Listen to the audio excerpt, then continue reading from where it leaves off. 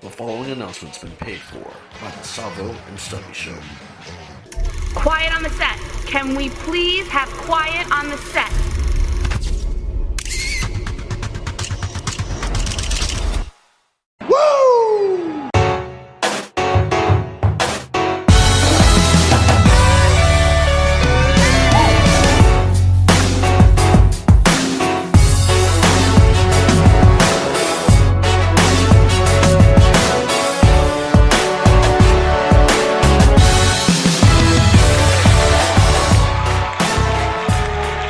What is up, wrestling fans? It's me, it's S-T-U-B-B-Y, from the man, the myth, the legend, the mighty minute himself, Stubby, and I am here with my colleague as usual. He is the enigmatic, charismatic Greek mystique. He is Savvo the Savior. What the fuck was that blah blah shit? I'm the minion, What's up, man. everybody? I'm the minion. I gotta keep the namesake. Speaking of the namesake, I just decided to start a gym membership this past Thursday. Trying to get that mightiness to my minion self, and it's not going so well. I can barely move my arms. Yeah. How much? No.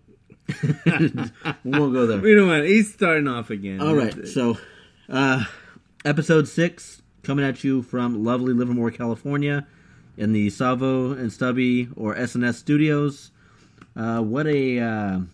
What an information-packed episode we have for you guys. Sorry to jump on it so late, but we have the results show from FASTLANE, the build-up for Raw, the build-up for SmackDown, little bit of information from NXT, and the clear picture they're painting for what looks to be WrestleMania, 33 now? 33. On top of that, we have some latest Impact Wrestling news, which actually seems pretty cool. Yeah, I hear they officially dropped the TNA name. That is correct. They are officially known as Impact Wrestling. And seeing that the show is taped and aired a week later, from what you told me, it sounds like Impact, under the new regime for Dutch Mantel and Jarrett, is running off pretty smooth. Yeah, it was cool. They had some highlights to this episode. Why don't you tell us about it? We can jump right into that. Why not? Okay, well, no time like the present. if you remember, I said something about that Josh Matthews guy kind of being like a jerk, basically taking on the Michael Cole role when he was being a jerk and all that. I have to ask: are they really hurting for talent that they're pulling in the announcer to do a match or a gimmick, an angle? I guess Michael Cole did it, so it's no different. No, I don't see it that way. They just had it because now Jeremy Borash is on the commentating team. You know, he's not just an interviewer guy now. Anyway, they started off with them talking shit back and forth to each other, which was actually pretty cool because Borash was like, "Oh yeah, 3 years ago we hired you," and then he's like, "Oh wait a minute, 3 years ago you got fired from WWE." You know, everybody's all talking shit and cheering them on and stuff. But it was kind of cool. Put a little fire under them, and then they introduced Alberto El Patron on the new talent on the roster, which he challenged Bobby Lashley. Pretty good match. Alberto ended up winning. So there's a new champion for Impact Wrestling. Thanks to El Patron, I think that we might be seeing Kurt Angle before WrestleMania actually starts, because he had that match with Kurt Angle a couple weeks back, and rumors are that Vince and Triple H have had a chance to look at it, and that they might be in the works of putting Angle, whether it be just a one-match type thing, or if there might be a string of matches coming up, but we could see him playing a big part. Really? In the near future, yeah. Wow, that'd be cool. So, that'd be a good match. For someone that had a broken neck, broken freaking neck. He seems like he's good to go. Also on Impact, they had Bruce Pritchard come out and talk to the audience, whatever, saying that TNA went the wrong direction, blah blah blah. They're gonna make improvements and this and that. And then Dutch Mantel came out and he did like the whole We the People thing too. And it was it was cool. So is Swagger coming over? What do you think? You know, maybe with that release, he wanted his release from WWE. Bruce Pritchard, that's Brother Love. That's a big fan of the Wetback. I know he talks so highly about his podcast. Oh, yeah? I try to listen to his podcast. I just, it's not quite for me. But to each their own. Impact Wrestling. I hear they have a contest going on right now. I hope it's not true. They want people to name the owl logo. No, they got rid of the owl. Okay. I heard on another podcast that they were going to pay people $250 worth of Impact merchandise to come up with a name for the owl. I never heard that. Can you think of any names that would fit? I like Dixie. Name the owl Dixie. Just kind of rub it in her face type thing. Yeah, that would work. That'd be a good one. That's where I play the Who Cares thing. What else you got for us on Impact? That was pretty much the highlights. So like I said, they got a new Impact champion, Alberto El Patron. Have you did the research to see if he's long term or if he's just to help give the ratings a boost? Everything I've seen, they haven't really said. Yeah, that was about it. I mean, it was exciting to see, some changes. Getting on the Broken Matt Hardy. I was gonna say there isn't much to Impact, so I know you're still trying to support the cause, and you got to watch it first of all. I guess. But anyway, okay. So the Hardys are gone. Yes, we all know that. But now they were supposed to have be on the pay-per-view. I guess yesterday, Sundays for Ring of Honor. I'm sorry, Sundays is tomorrow. Where am I at? Anyway, yeah, Ring of Honor. Okay. And Anthem, not Impact, but Anthem, sent notices to all the pay-per-view companies, dish companies, whatever. Don't tell me a cease and desist order. Yes, and if they use the Broken Matt Hardy gimmick, they're gonna, sue them. I don't know how much they have to stand on that because the Hardys had exclusive, the right to do whatever they wanted to do with it, and they could also, while they were in TNA, they could also go to other organizations, independents, whatever. So I don't know how that's going to hold up, but that's their latest threats or whatever, which is kind of chicken shit. So Anthem holds creative rights? Is it licensed? I mean, I'm not sure. No. But yeah, that's it for the Impact highlights. I noticed you had notes about Ring of Honor. Yeah, Ring of Honor. Christopher Daniels, who was a long-time TNA talent. There's your, where's he at? It looks like he's not coming to WWE. He's in Ring of Honor. Right. Yeah. But a lot of people come from Ring of Honor. Right, that's true. But that's like the extended NXT for Vince McMahon. Yeah, he's actually never had the world champion, the heavyweight championship, whatever you want to call it. He's been multiple X Division champion in TNA at the time. But he's the bald-headed dude, right? Yeah. Yeah. But now he won his first championship. So that's pretty cool. He's pretty badass. I really like Christopher Daniels. I think he'd be great in if he ever makes it to WWE. It'd be just like another AJ Styles. Where's Kazarian at right now? He's there too, and there was a swerve there too, because I guess last week or the week before, Kazarian ended up attacking Christopher Daniels, and they've been tag team partners for quite a while. Isn't Kazarian openly gay? Not that it matters. Not that there's anything wrong with that. I heard that. He reminds me of the dude from Always Sunny in Philadelphia. The one that plays Mac. I'd have to see it. Okay. I'll show you. I've seen Always Sunny in Philadelphia, but it's been quite a while. He's the one that drinks white milk. That's the thing about that show. It's like, It looks like it's hecka funny, but then you watch a few episodes, and maybe there's just certain ones when this podcast is over, I'll load the Fire Stick and show you one of the most funniest episodes I've ever seen. All right. Where they're black for an episode. Okay. Yeah, it's horribly racist, but hilarious. Season 12, episode 1. Sounds good. The gang goes black. Whoa. Yeah. So, should we jump right into FASTLANE, Raw, SmackDown, NXT? Any particular order? Yeah, let's knock FASTLANE out of the way because it's been a week now. That was a very, very mediocre, below-card pay-per-view. So much to the point that I actually forgot the card. So I'm glad you wrote it down. We'll go over it match by match. Anything that stood out for you that you liked about the pay-per-view? Besides them burying everybody that should have got the push? Well, I mean, the Roman Reigns match against Braun Strowman, it was a good match, but yeah. Damn good match. Strowman should have got the win. Yeah, I don't understand what they gained from it. I listened to Jim Ross's podcast, too, and he was talking about that match before. Like, this was before the actual pay-per-view happened, and he said it's going to be a damn good match against Reigns and Strowman.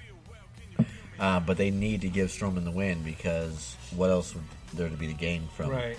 And sure enough, to do it ass backwards again. If Reigns lost, it wouldn't have made any difference, you know? No, and then you take the momentum from a guy who was on fire. Like, they've legitimized this guy as being a beast. Right. And then you make him lose. And not even like a cheap shot, not a count out. You got pinned. Right.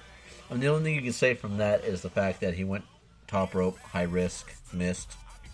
I don't even remember. It seems so long ago. Yeah, it was only a week ago. It was 6 days ago, not even a week ago. I know. I guess he went to the top rope, which you can expect him to do that more often now. I guess they were testing the waters, see how agile he is.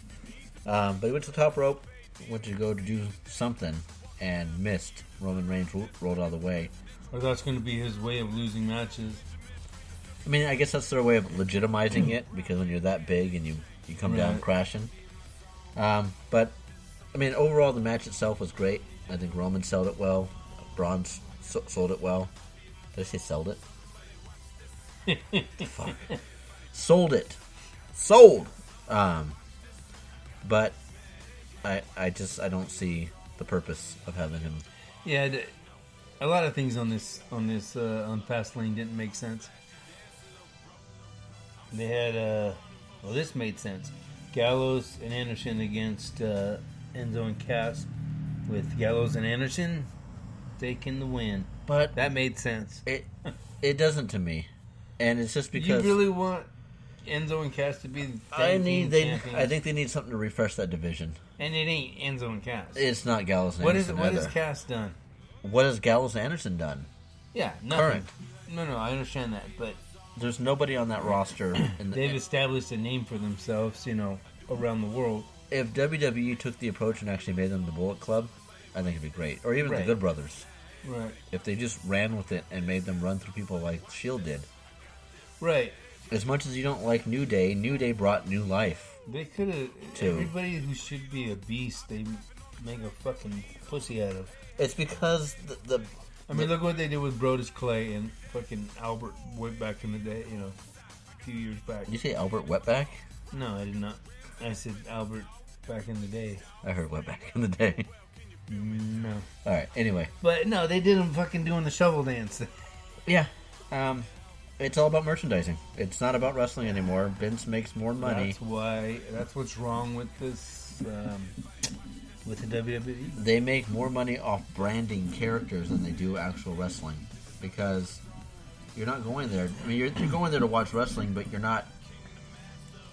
That's why you don't see. I always forget the name when I need to remember it. They're in NXT.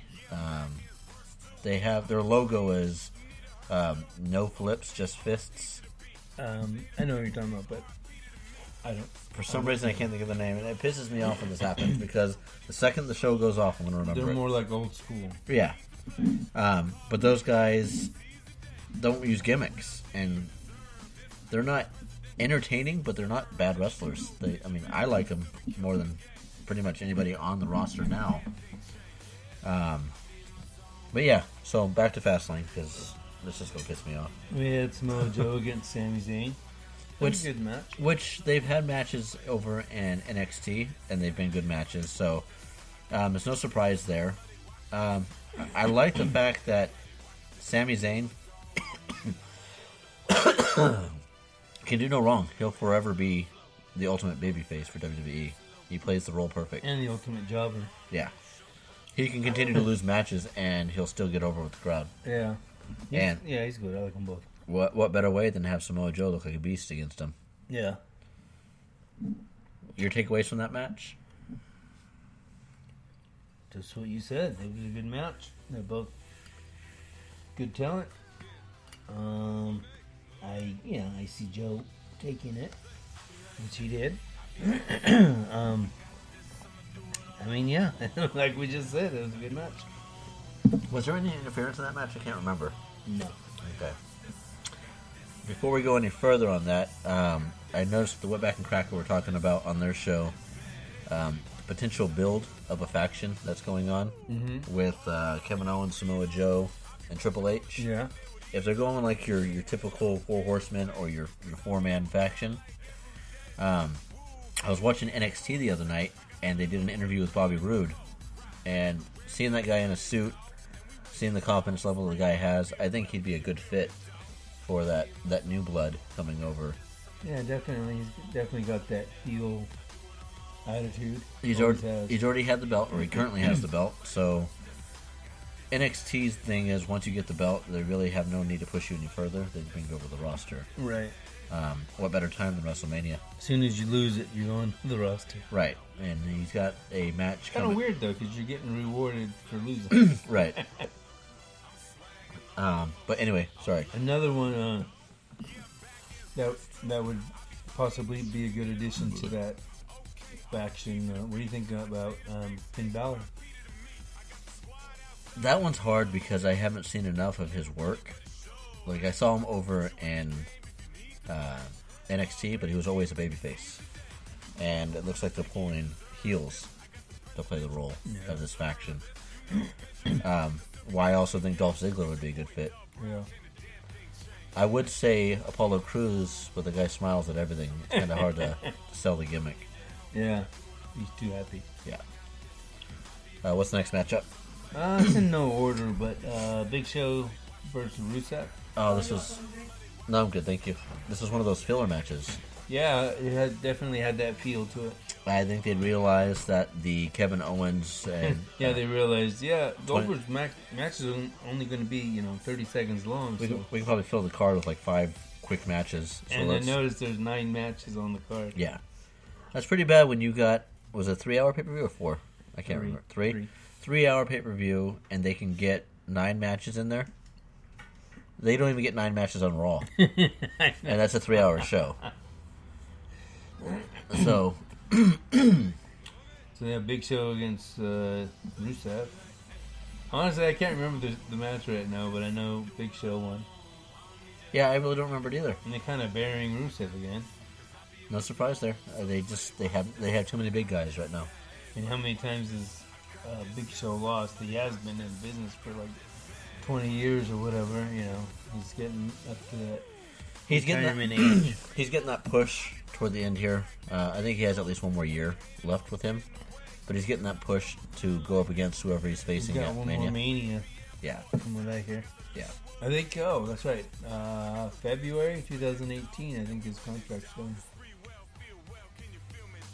But I mean, it was not a great match or anything. It was just kind of there, filler match. This whole pay-per-view was right. forgettable because I really did in the last 6 and look, days. 6 days later. 6 days later, I had to see your notes to remember what happened.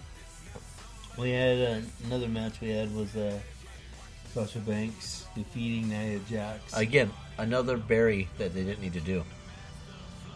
You could think about it and say, how the hell could she beat her?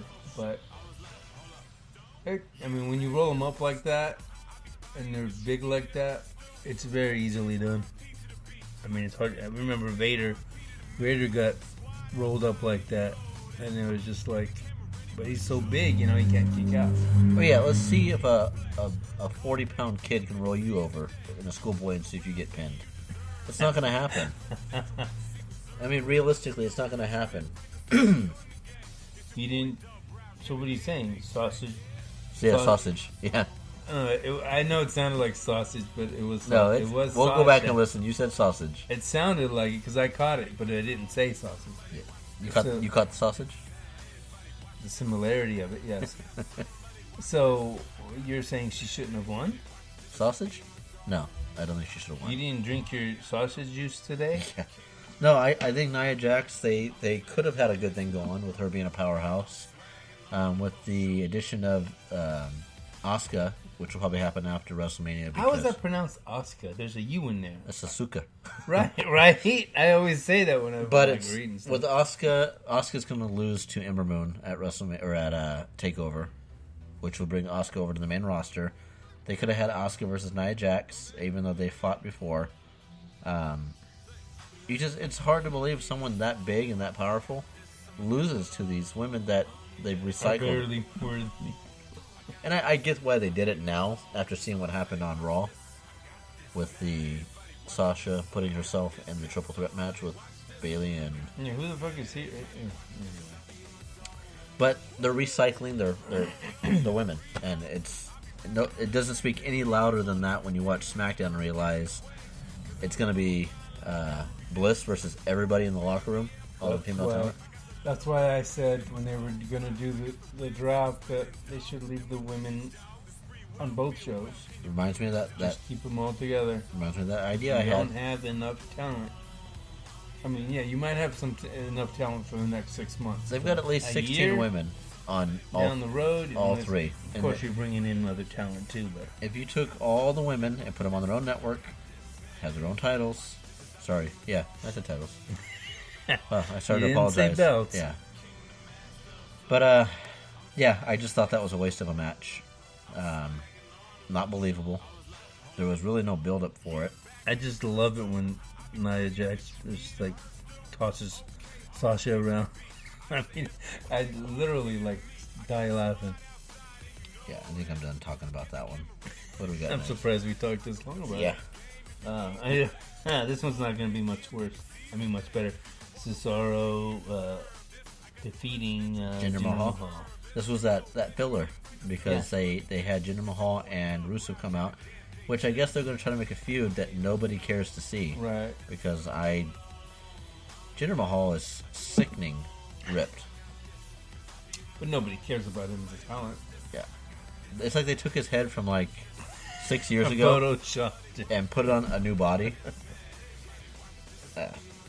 It's just, this is not even worth talking about the match. Cesaro had some cool moves, I mean, but he always does, and it was a filler match, so I'm done with that one. Vince just doesn't find this guy interesting. Cesaro? Yeah, and I don't blame him. I mean, what?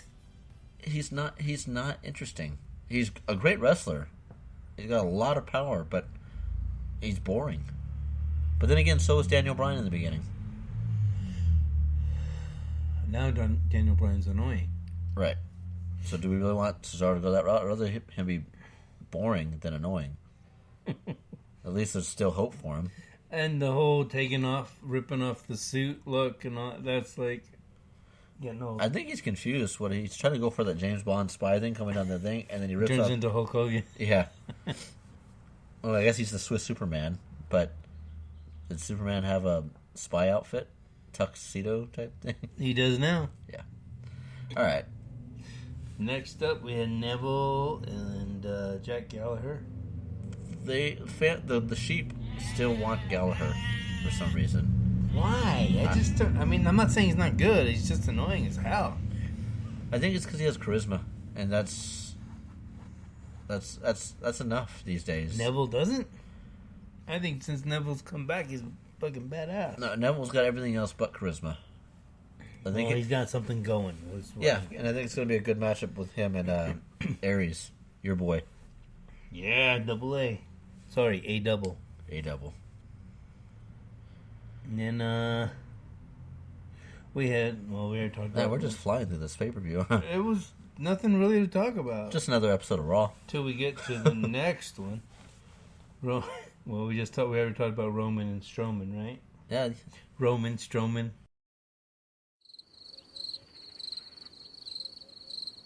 Yeah.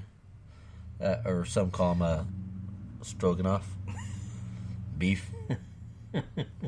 Beefy versus... Ron Reigns. Yeah. Roman. So, yeah, that was a good match. But, again, Roman Reigns has grown on me a little bit. he's not that bad. I mean... It's not that he's even bad. It's It's just he's being pushed in your face. Down everybody's throat. Giggity. And you can't blame the guy. Vince has got his heart set on something. He's going to keep pushing. Giggity. Right. And he should. I mean, it's his company. If he wants it, he's going to have it. It's his world.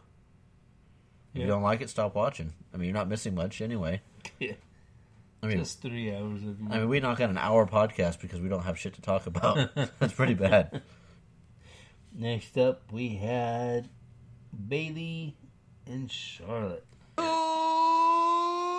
cares? This one had to end the way it ended, and I understand it. Why? Because you can't just keep recycling the belt. Sorry, the title. Okay, take it away from Bayley and never give it back to her. Yeah, I agree.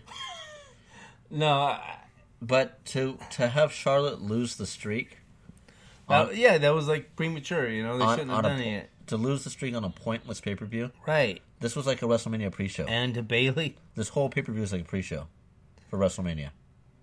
But to have her lose her streak, which could have held more significance... It just didn't make sense. I think the biggest mistake happened when Bayley won the belt in Vegas on Raw the last time. Or not the last time, she's only won it once. But when she won the belt on Raw, I think that's when they made the mistake with this.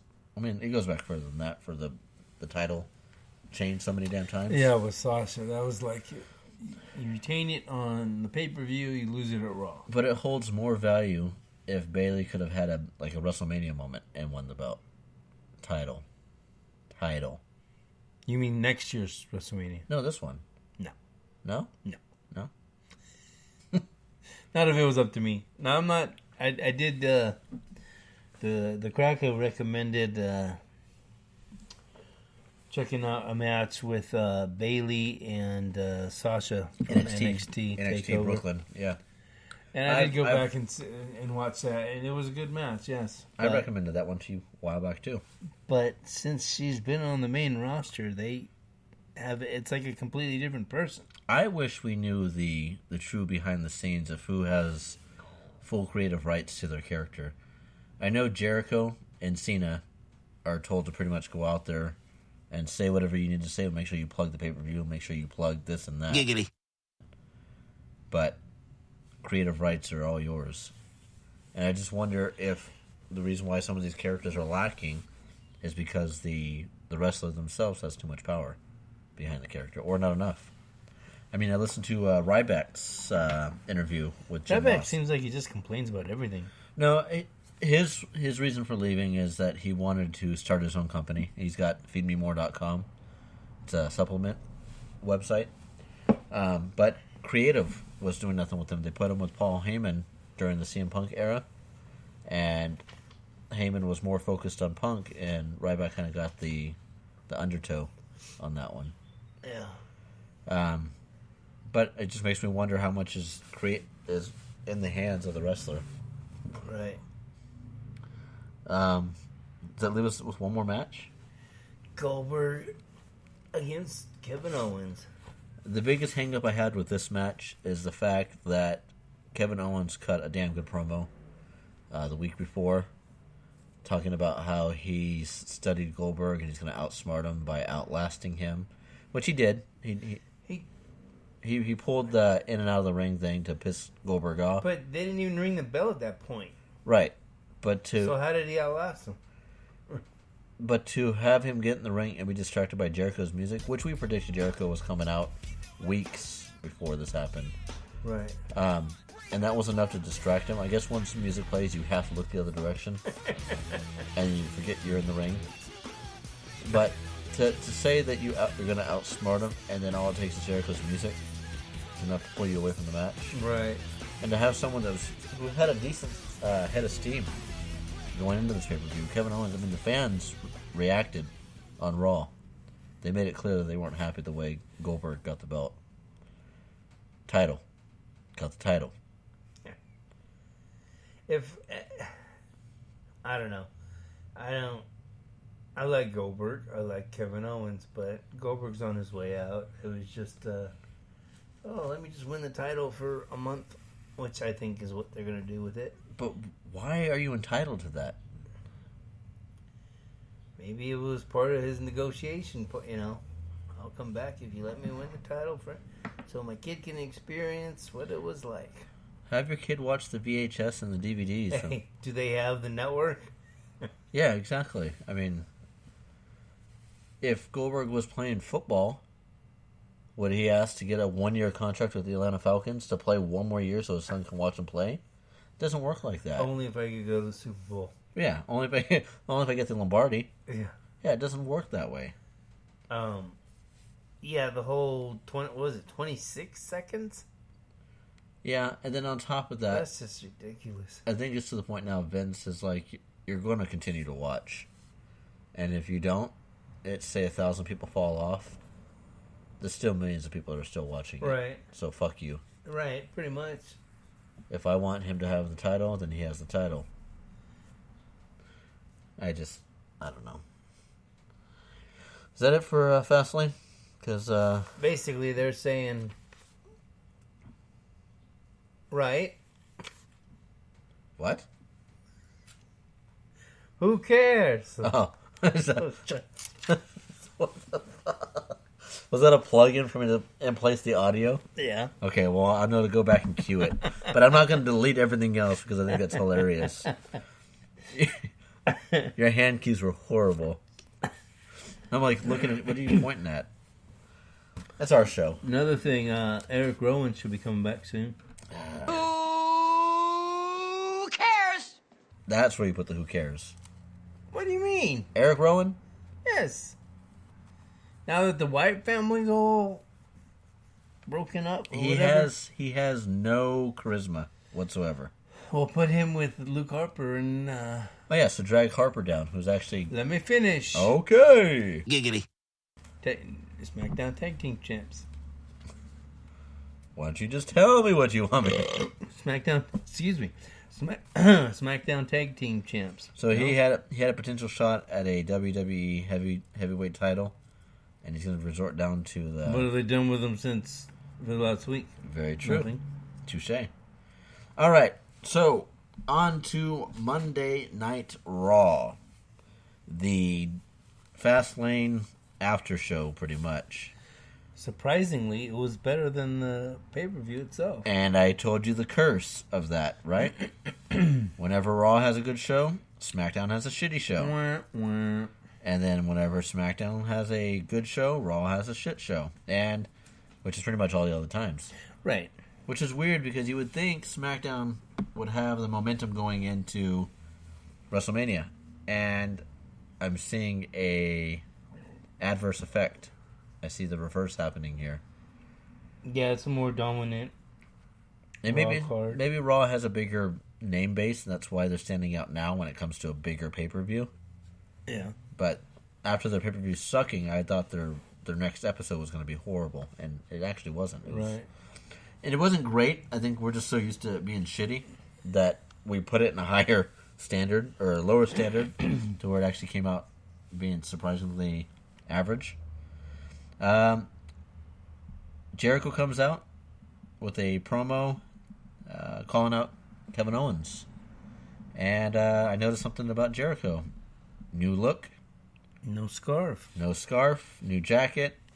Facial hair. Guy can grow a beard in 3 weeks. It takes me 4 months to get anything growing on my face that resembles a beard. I was just going to say, who can't throw? Throw. Yeah, we're not all Okay, Mediterranean, my friend. Anyway. All right, so Jericho comes out and requests that Kevin Owens explain himself for his actions, of why he turned his back on him, And it led to a USA title match, right? U.S. Yes. I guess you made the A. United States Championship match. So we have a Jericho versus Owens for the U.S. title. I've got the feeling that this is a Jericho not coming back because he goes on tour, I believe, in May. Fozzy. For Fozzy. So this is probably going to... Stipulation might build prior to WrestleMania. If not, he'll get seriously injured in the match. That will cause him to not come back. But it's almost a gimme that Kevin Owens is going to win this belt. Which, at this point, do you feel like it's a step back? Yeah. Well, shit. Well, look. Okay, say he does win it. Then he's going to still get a rematch for the Universal Championship, right? Maybe they're going to give him both. Have him have both. Very true. Overall, in that case, it wouldn't be a step back. Overall, the promo is good. These two guys can work together. Oh, yeah. They have no issues. I don't know how much of it was scripted. I'm pretty sure much of it was not. But they don't need it. These guys are like gold. They're what make Raw. That's why it was surprising to see that they broke up the friendship. All angle. because of the Festival of Friendship. Which goes into that whole faction thing. Samoa Joe came out to the aid of Owens, because surprisingly Owens went down to the ring and interacted with Jericho. But Samoa Joe came to his rescue, which had two angles to it. One, it could just be leading up to Samoa Joe versus Sami Zayn again, because they just had their match the night before. Or it could be leading up to the faction build between Owens, Samoa Joe, and Triple H, with a potential fourth person, which was where I went to the whole Bobby Roode thing. Right. But because of the interference, it led to a Owens versus Sami Zayn for the 17,000th time, which they promised us that the last time that they wrestled, it was going to end the feud and all was good again. But the 17th edition ended quickly. Kevin Owens hit the pop-up powerbomb, I believe, twice, and that was it for Sami Zayn. Which, again, Sami Zayn is a good jobber. Yeah. And you can still stay unfortunately, save face. Then we had a Neville versus your favorite guy, Buckwheat, a.k.a. Rick Swann. Dude, is the hair. Come on. Yeah. That's not racist at all. What? Is that sarcasm? So it was a good match. Surprisingly enough, Neville and Rick Swann work well together. And I'm sure they've wrestled several times before, but no one watches 205 Live, so nobody can report on that. I'm not talking about it. Oh. Are you part of the He-Man Women Haters Club with Buckwheat? Oh, the pouty lip. The pouty lip. Which led to Austin Aries coming down from the announcer table and interviewing Neville. What'd you think of this? I thought it was okay. No, I love to see Austin Aries in his, talking shit in the ring, out of the ring, whatever. He was great in TNA. I think him against Neville would be a great matchup. I take it the orbital socket thing was real, because from the looks of his eye. Yes, yeah. Austin sold it pretty well. Like he was. He's got some weird shit going on with him. He was standing down like he wanted nothing to do with Neville, which I don't blame him. Even though he's a cruiserweight, he's still one badass little guy. Yeah. That Hobbit's mean. Badass little guy. He's not a midget. Oh, I'm pretty sure he's bigger. He's the world's tallest midget. I'm pretty sure he's taller than me, too, so here I am calling Who? Neville? I doubt it. But yeah, it was a good match. On my notes, I put he's back. So Austin Aries. A double. I don't know if this is a build-up to WrestleMania or if this is just a build-up. I didn't watch 205 Live. I know there was an announcement, not doing my journalistic duties to watch the show. But again, no one watches the show. Right. I don't. which led to the next thing, which was the Goldberg promo. Goldberg coming out as the new Universal Champion to a mixed crowd. If you go back, you can actually hear a lot of booing that WWE had to edit. They were all cheering before he won the title. Yeah, I don't think they appreciated the fact that Owens lost it the way that he did. But man, Goldberg was sweating buckets. He was. I know a lot of that's the lighting there too. Having all those spotlights on you. He probably. I did watch it, but I don't remember. I mean, he probably came out already sweaty, right? Yeah, when you walk a mile to the gorilla position for your promo. It's funny when he's walking and you can hear him go. Yeah, or blow your fucking nose, you nasty bastard. Or some spitting. Yeah, yeah, you can always hear that. Did he do that when he was in WCW, or is it just because he's getting older? He did the walk and all that, but you couldn't hear him doing that. Is he making those dad noises? Not that I remember, anyway. The older man noises. Yeah. Hey, wait, were you talking shit? No, not at all. The stare down with Lesnar. That was it was pretty cool to see them actually get in the ring together. They're actually really, they're friends. I mean, they're cool with each other. WWE is doing a good job with these guys by not making them interact too much before Mania, because if you oversaturate it, it's not going to have that same feel to it. Although they've had Lesnar booked for every Raw leading up to WrestleMania. You don't see a lot of it because they do the dark matches and the... Yeah, a lot of those dark matches, afterwards when Raw goes off the air. Yeah, and he's whooping people's asses. Right. I don't know why they don't show the footage. They don't go back and show it the next week, nothing. I hear he F5'd Big Show. Big Show. But it was funny, yeah, after he did that, the referees were down in the ring and Big Show was laid out. And when the referees got on top of him, to pin Big Show, there were two other referees there, and the one started counting 1 and 2, and Big Show just threw the fucker off. And then he jumped up, and all the referees That's the started stuff they running need away. to show on TV to show the funny side to it. But Goldberg staring down Lesnar, and Lesnar tried to extend his hand to give him a nice little friendly handshake. Lesnar... Yeah, but he would have done something if he did. He did. He did anyway, Right. and he F5'd Goldberg, and I thought he broke him in half. The way he reacted. That was funny because he's like, "Where's my belt?" He's reaching for the belt. Yeah, out of all the things, don't worry about picking up your teeth or your pride. Pick up the belt, the title. You got me to say belt. See? Oh shit. Yeah. But I don't know how much he was selling it, but he really looked like it did something to him. Yeah. So, and then WWE cuts to Women's Month, and it blows my mind because you look at the graphics they have in the background. They've got Ellen DeGeneres, they got Hillary Clinton, Oprah Winfrey, all these names that actually that produced for society, contributions to society.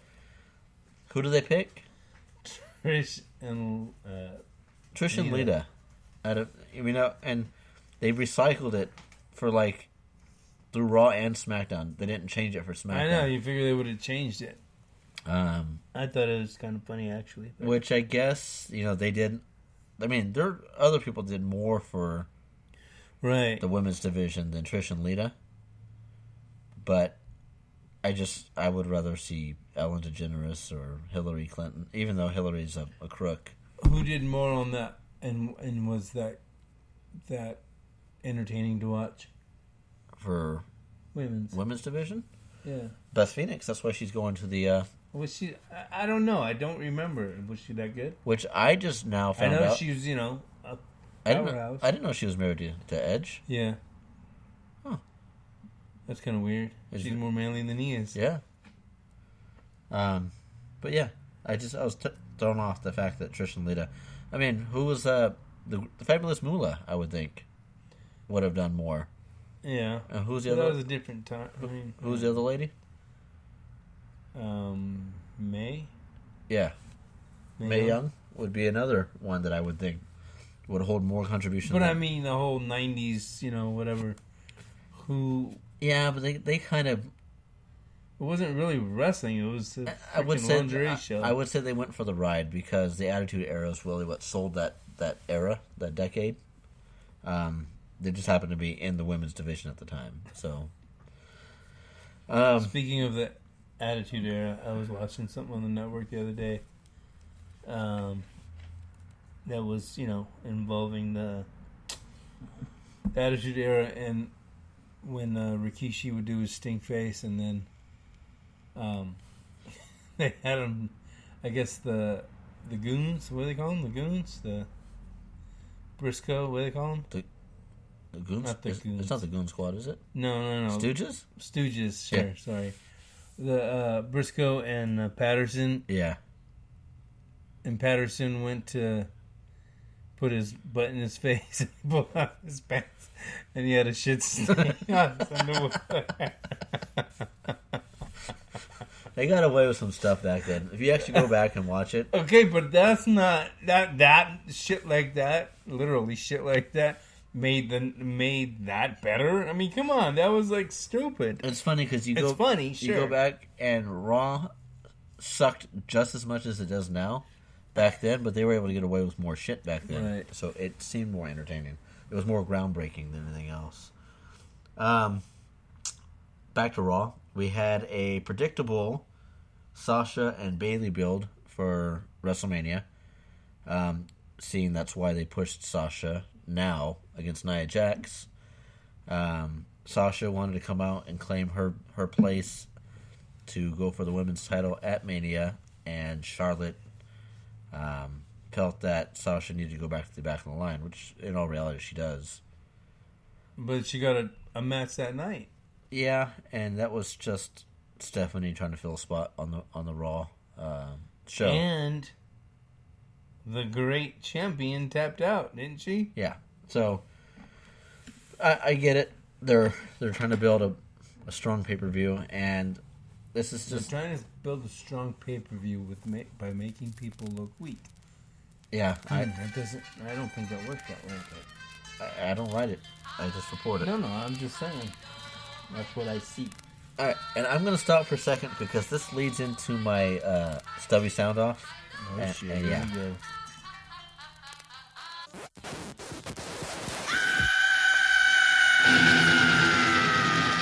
It's time. It's time. It's time. It's time. It's time. Time for a stubby sound off. All right, man. Seriously, WWE then decides to show a Seth Rollins montage from his physical therapy. Yeah, rehab. Yeah, rehab, and which looks like it's coming along pretty well. Yeah. Hobbling along. Amazing for 1 week. Yeah, throwing the ball around, hopping left and right, straightening a little bit, but just 1 week prior, he's walking on a crutch that he could barely walk on. I mean, to the point where it took him a little longer to get into the ring, and the segment altogether, he overacted, he overplayed it, Definitely. but he looked like he couldn't walk without that crutch. Right. And Was that when he had an interview with? Yeah, with Corey? Corey Graves. Because even him sitting in the chair, he was just like, like his leg was hurting. But in that therapy, it seemed like he was perfectly fine. I mean, considering his injury. But to add insult to injury, they decided to have a Triple H poster on the wall there in the doctor's office, Oh, did they? which I thought was pretty I funny. didn't catch that. Which just means that Triple H is a regular, I guess. But yeah, that was my sound off, and They've come a long way with physical therapy. yeah, fuck you, WWE. Fuck you. Whoa! And then we had the back to the show. We had the Samoa Joe versus Jericho, and I felt this match ended the only way that it possibly could end, where Jericho still looked like he had momentum going into Mania, and Joe looked like he was a force to be messed with. We had I think overall it was like a 4-minute match. It started out in the ring, and then it led to Joe putting the coquina clutch on Jericho outside the ring. Was able to time it well. Got back in the ring at the 7 count. Jericho got counted out, but had enough wherefore?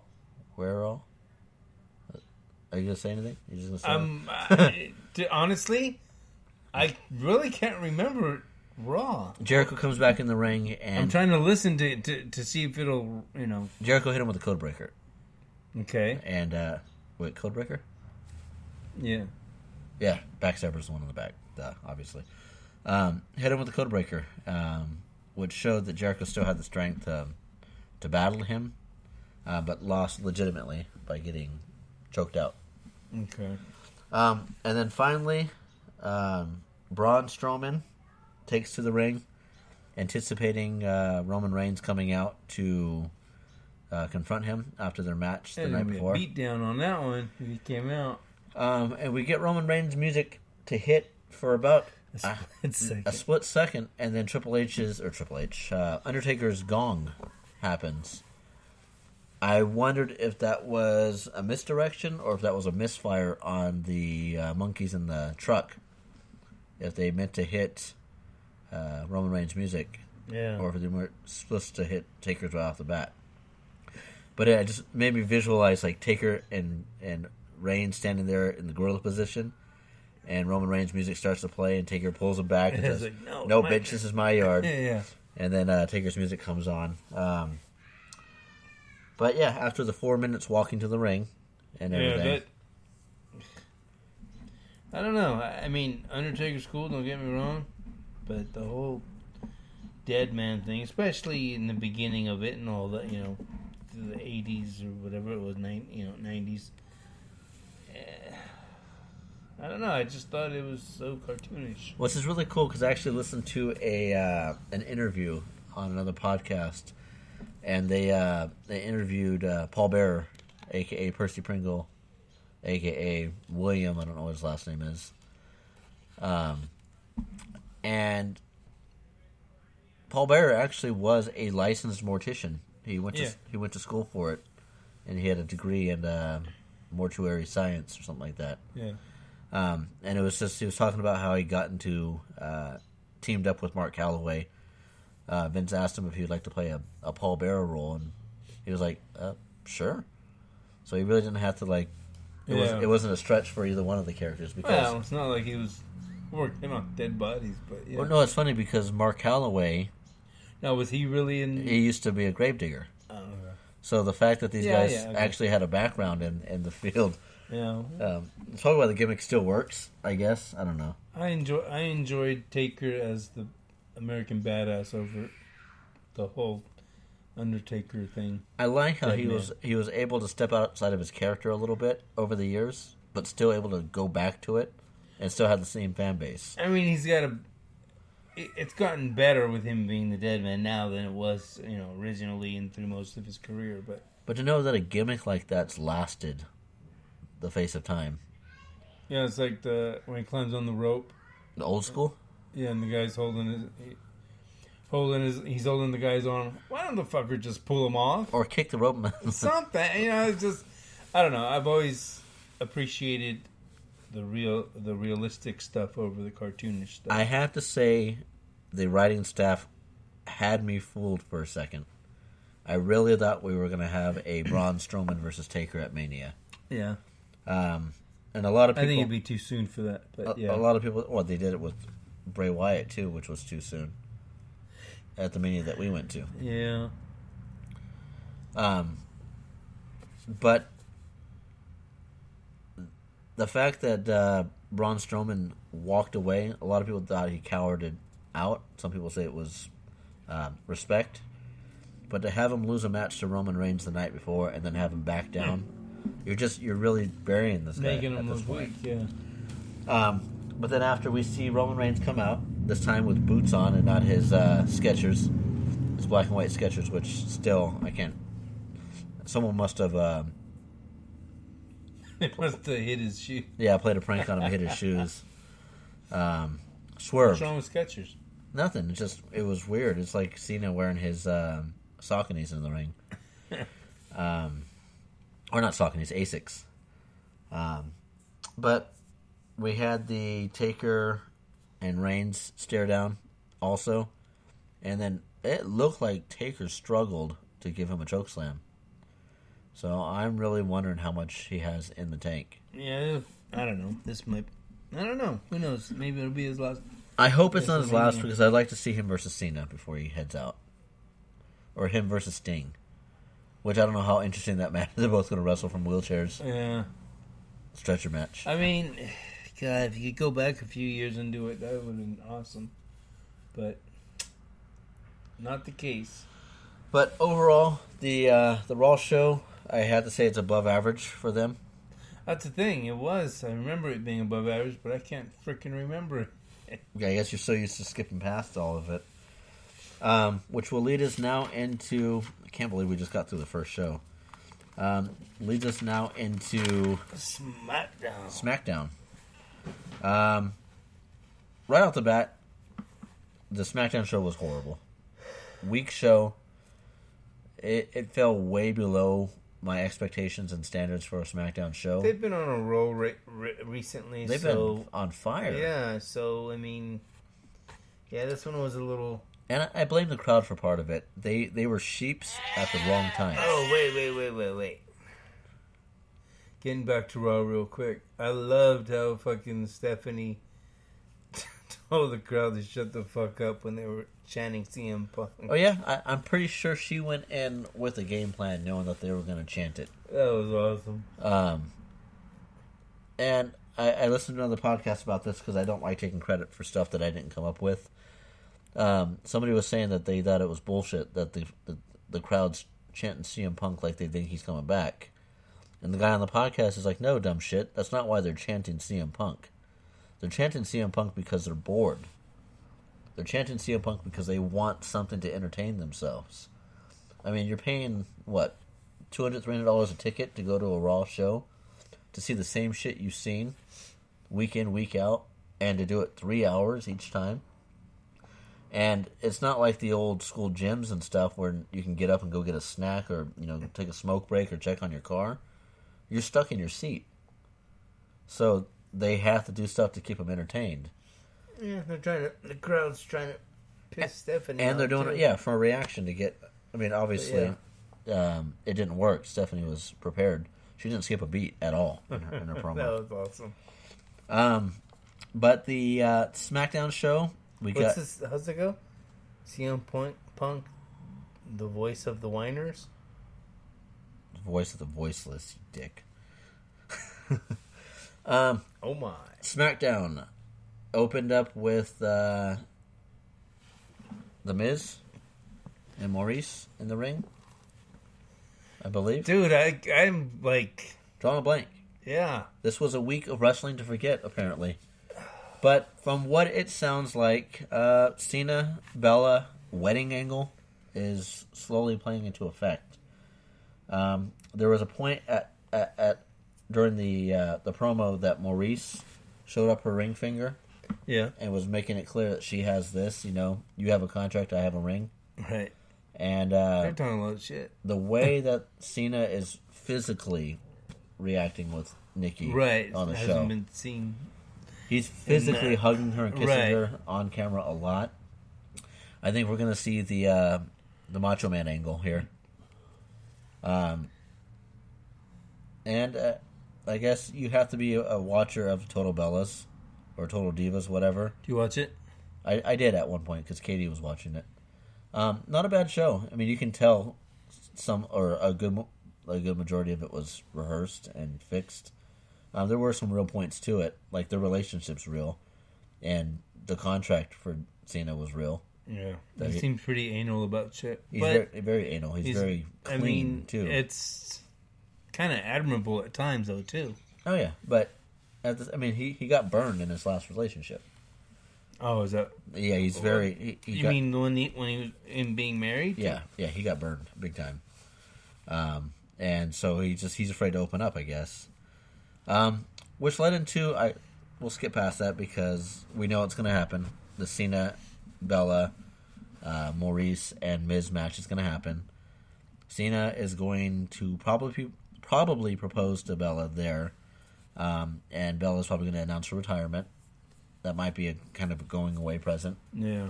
But she's not going to stop doing her show, obviously. So there's still that entertainment value for those that. She's got a lot of things going on. Yeah. In no reality of it, yeah. But we jump to the Ambrose Baron Corbin angle. I don't think the wedding's going to happen. Yeah. I mean, on Raw or whatever. Right. Ambrose Baron Corbin angle was way too long. It was a drawn out game of hide and go seek. And Baron Corbin doesn't play hide and go seek the right way. You're not supposed to beat the shit out of someone and jump out and say, "Here I am, you found me." But it was Ambrose. It was okay. Yeah. I was talking to a coworker yesterday. I was like, I'm so tired of seeing Ambrose. You mean this isn't your job? Yeah. Oh yeah, this pays the bills. I can't even get the Savvo and Subby t-shirts because they're too damn expensive. There's a GoFundMe page. Yeah, we should actually do that. But every time Ambrose does any kind of promo, he always has to punch his face on the cheek. It doesn't fucking look like Corey Feldman. Yeah. Drunk Uncle Ambrose again. Jeez. But what killed me was when they had the interaction, they hit each other, yada, yada, yada. And then Baron Corbin appears to knock Ambrose down to the ground and drag him underneath a forklift. Right. Ambrose is not unconscious. He sees that he's underneath a forklift, but he lays there like the dumb shit that he is. You can roll to get the fuck out of the way. It was also Baron Corbin staring at the forklift like he didn't know what it was. Like he was confused. Like, oh, I might be able to do something with this. Well, I mean, not everybody knows how to use a forklift. Because, I mean, there is levers, and one goes up and one goes down. Yeah, the ref obviously didn't know how to use it. He honked the horn when he went to go take the lift off of him. Just an overdrawn out. How far down do you think those forks were? I mean, obviously it looked like he did drop it a little too low. You think so? Yeah, for he comfort. kept having his head up, so I thought maybe he was pulling himself up a little. Comfort level, I think it was a little too low. Crushing him, no. I think right, it wasn't crushing. But I think he was not comfortable in that position. I want Baron Corbin to win this belt. I hope so. Take Ambrose out of the mix because I don't want to hear about his stupid face anymore. Right. Stupid face. Yeah, stupid face is catching on. Which the show actually opened up, if I remember correctly, with the highlights of Orton burning down. Oh my God, that's right. They started that, and then I tried to skip past then that. They went with didn't they have Shane and Daniel Bryan talking and highlighting that again? Yep. Within the same 30 seconds after. They have to get their money's worth by burning down that barn. I don't know. That's just kind of ridiculous. You pointed out something there that was hilarious. Was Orton striking that pose after he burned down? He's burning down the Wyatt, whatever the hell you want to call it, shed, and he's. It makes me wonder, with his girlfriend or his wife, when he comes home from work, he's got mud all over his boots, and he's walking through the house, and he tracks mud. She's like, "Who the fuck tracked all this mud in?" And he strikes the pose and says, "Me." After he bangs, he does the money shot, and then yeah, strikes the pose. Poor Orton, man. Which leads into my whole thing. What was the whole point of the Harper Styles match, man? They didn't have it once. They had it twice. I think they're just like, what do we do next? What do we do? Why don't we do that? And then they change their minds at the last minute. I was wondering if they were just trying to push Harper to see how well he can do in the spotlight. And I think he did a damn good job. Oh, yeah. And yet they did nothing with him. They should just do a freaking 4-way with all 4 of them. Yeah.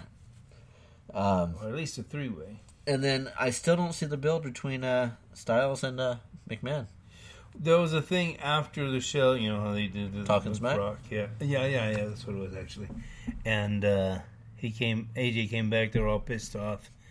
And he's all getting in Shane's face, and Road Dogg, I think, was back there, and a couple other people, and they were all pulling him away and stuff. So, I mean, they're working on it, but it's not something that, I have to see. But if you're not a watcher of Talking Smack like me, then you don't see it. So then it falls short.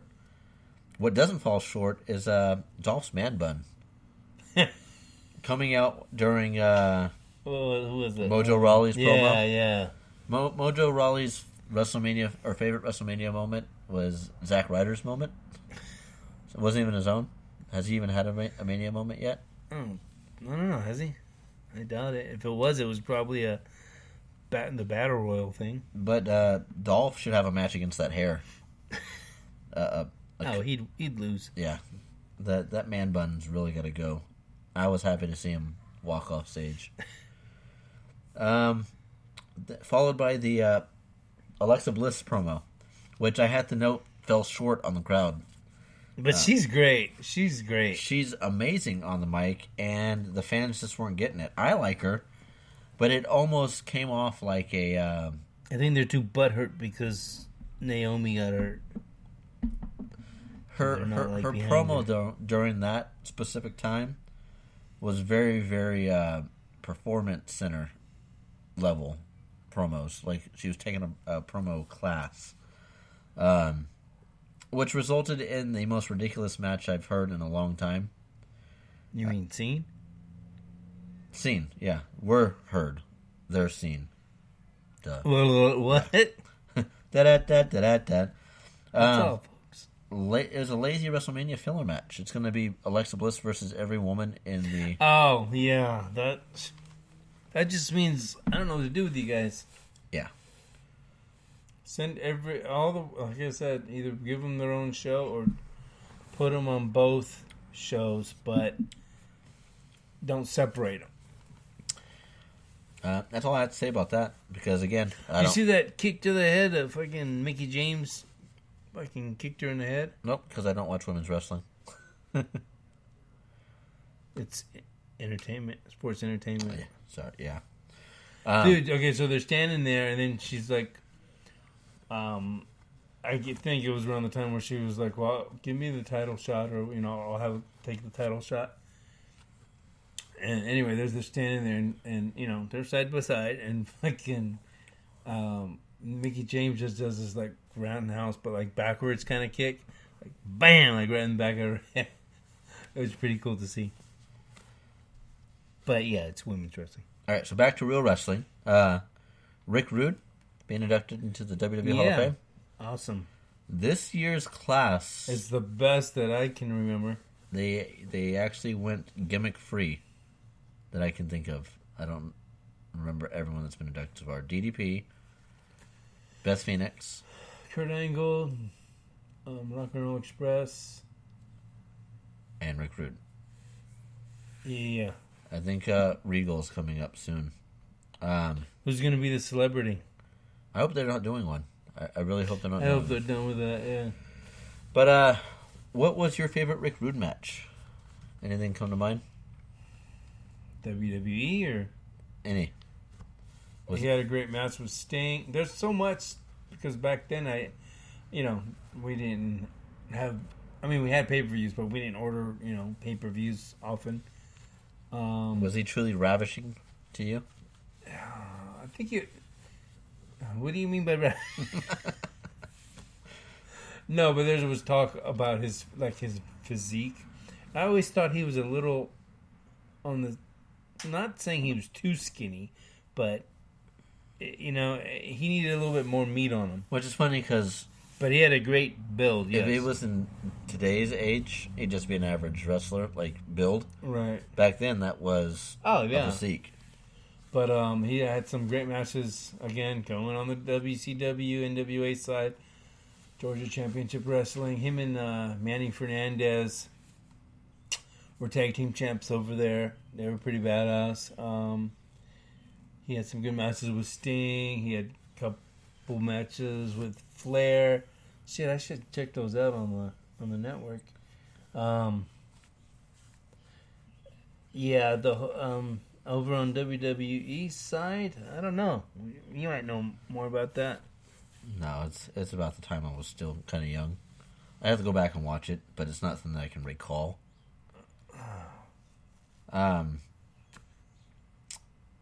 side notes, the Ambrose versus Corbin. I don't know why I didn't talk about this before. If he seriously injured him, like the announcers were saying, that he potentially had a broken rib and crushed whatever, how come there's never police reports? I mean, this is assault with a deadly weapon. It's like, hey, you go in this business, you know what you're getting yourself into, deal with it. Yeah, that's why everybody's suing WWE for concussions. Yeah, so in my notes I have stupid face, if that means anything. Yeah, Sasha. Yeah. And then finally, we had the AJ Styles versus Orton match at the end of the... That was still a good match. AJ tried to be a heel, and he was getting babyface reactions from the crowd. He's just too awesome, man. He really is. That's why I was saying the sheep crowd were being sheep at the wrong time. He's trying to tell you, how he doesn't give a shit about stuff, and you're cheering him on to the point where he's even saying, "I know who I am. Let me get through what I'm saying." It was a good match too. I'm still shocked that AJ lost to Orton because I don't understand how Orton wins the Rumble. AJ better watch out though, because Orton might burn down his house. Yeah. And his minivan. Because it's a soccer ball. Yeah. I did put a side note. Orton's knee looked really weird without a knee pad on. He took his knee pad off. Oh, you know what? I still have that episode. I should go back and watch. He took his knee pad off, and he looked like he had dystrophy in his legs. Like, how people get real big upper body and stuff? And his thighs are pretty big, but it's like, as he got near the knee and everything, he just looked like Joe Swanson from Family Guy. Like, yeah. But my takeaways from the pay-per-view... Ambrose versus Corbin. Looks like they might have a build. It still hasn't been 100% confirmed, but looks like they might have a build at WrestleMania for the IC title. Yes. I forgot that Ambrose had it. I know. It's like, why? We have Alexa Bliss versus every female in the locker room. We have Cena Bella versus Ms. Reese. The wedding match. Mariz, there you go. You got Dolph and Rowley at the Andre the Giant Memorial Battle Royal. Rowley's confirmed to be in. Dolph looks like he's going to be in simply because the interaction he had with Rowley. how many people go in this Battle Royal? Everyone else that doesn't get a roster spot, pretty much. Yeah, but there got to be a number, right? Probably not. They never specified. And then we got Orton versus Wyatt, which I still believe Harper plays a role in here somewhere. It might be a... Yeah, but on whose behalf? What if it's a Wyatt family title match?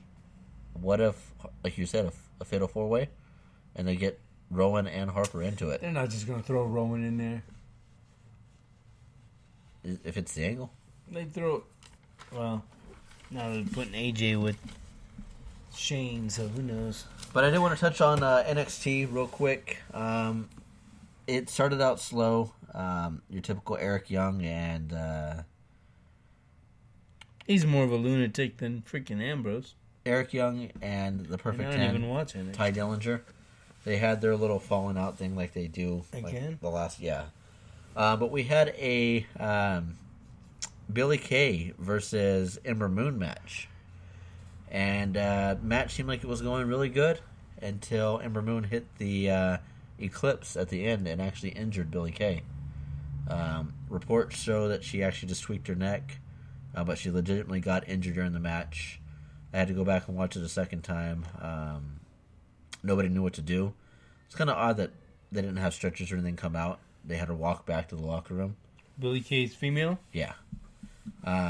But it looks like it's going to be a pretty solid match between Ember Moon versus Asuka for the belt. Asuka?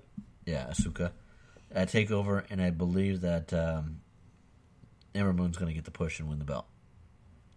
But what really stood out for me was the ending match. It was Shinsuke versus T.J. Perkins. And I had low standards going in this match because T.J. Perkins has kind of been pushed down. I don't know why. I like him. I like everything about him. I like his intro. I like his character. You like his butt? Real mature. I know you are, but what am I? But it was a solid match, and you like his entrance, really? Yeah. That's yeah. Deal with it. No, put his mask back on and bring back Manic. I don't think that's Manic. It is From TNA. Yes. I showed you the stats. They're not the same height. They're just stats. It don't mean that shit's half made up anyway. Anyway, Josh, if you're listening, confirm that, please. If you've listened to this far, congratulations. Thank you. Yeah, more than most. I just realized this whole time the microphone's been faced the wrong direction. I thought you were going to say it's off. No, it's supposed to be facing the other way. That's probably why we're coming off hella loud. And it's picking up all the background noise. We have it inside of our Studio. Our makeshift studio, and it's facing the wrong direction. That's fucking awesome. Now that we're like an hour and something into the show. Oh, we're finishing up. But I recommend going in, watching NXT, watching Shinsuke Nakamura versus TJ Perkins. It was an interesting, entertaining match. And that's all I got for this week. Is there anything else you want to touch on before we sign out? No, that's pretty much it. That's all I got. Well, you can catch us on the same... Oh. What? A little WWE news. Marty Jannetty's considering doing porn. Him and Tammy Lynn Fitch. Or Sitch. Should do one together. I don't know. I read that and it was kind of funny. I mean, like he's really considering it. Like more, like he's gonna do it, then he's not gonna do it. Not interested. Oh, I'm not saying I want to watch it. I'm just saying it's. What website are you on to get that information? I wonder. I get emails. Bleacher. We'll leave it at that. All right, so catch us on the same great place, same great channel, Savvo and Stubby Show. You can find us on Spreaker at the Savvo and Stubby Show. If you don't have Spreaker, you can go to the Apple Store or the Google Play Store, download the app, click on the search bar, type in Savvo and Stubby, boom, we're in your pocket, boom, we're in your ear.